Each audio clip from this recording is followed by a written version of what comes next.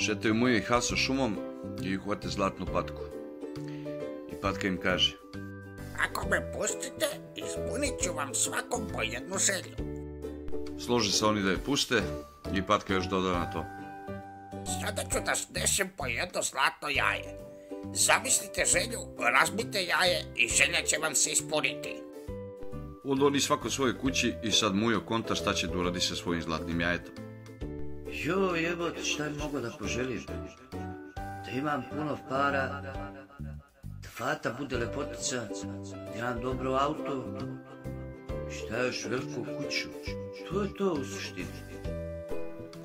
I tako Mujo pomisli želju i razbije jaje.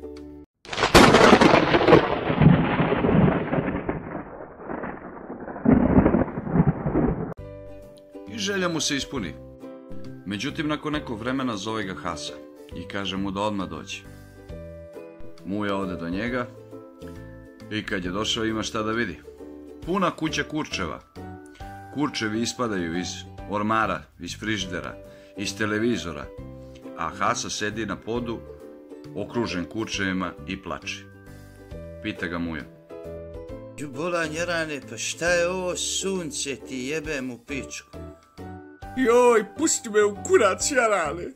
Ja sam taman konto. Šta da radim s ovim jajetom koju želju da pomislim i kontam kako mi fali 1.000.000 kurčeva. I u tom trenutku ispadne jaje i razbije se.